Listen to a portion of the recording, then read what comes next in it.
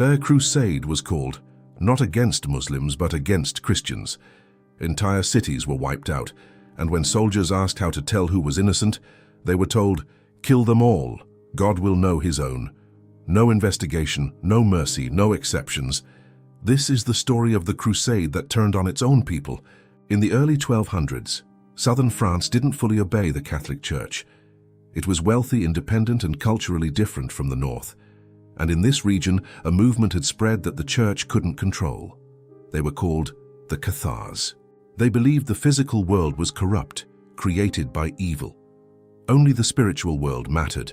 They rejected the church's authority, its wealth, and its priests. To ordinary people, they seemed honest. To the church, they were a direct threat.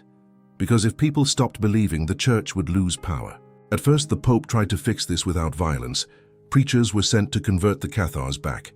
They failed. Then, in 1208, something happened that changed everything. A papal legate, an official sent by the Pope, was murdered. The killer was never proven.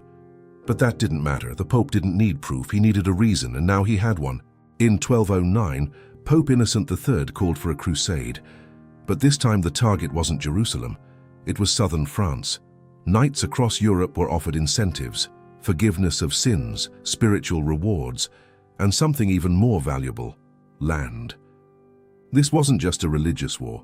It was a chance to conquer. An army formed quickly, and it marched south. The first major target was the city of Béziers. Inside its walls lived both Catholics and Cathars. How do you tell the difference? Who do you spare? The answer would define the entire crusade. Kill them all. God will know his own. And they followed that order.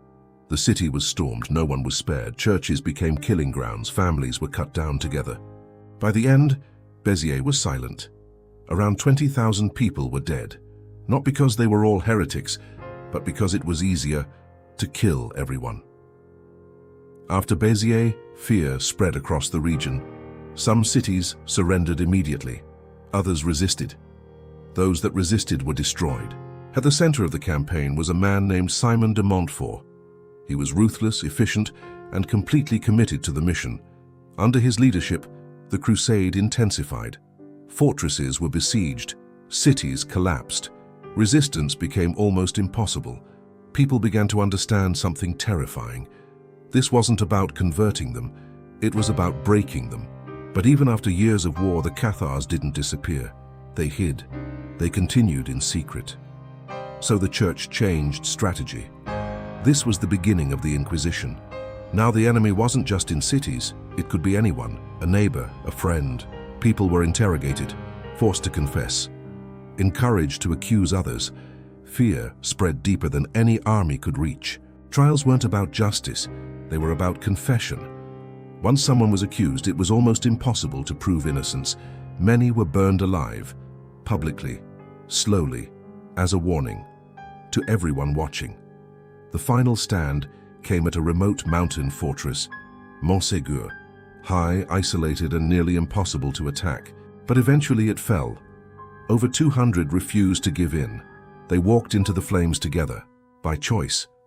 The crusade ended in 1229. Southern France was no longer independent. Its lands were absorbed, its culture reshaped. This was not a war against a distant enemy. It was a war against people who lived nearby, who believed in the same God. Because in the end, this wasn't just about heresy, it was about power. No negotiation, no compromise, no mercy, just one command: kill them all.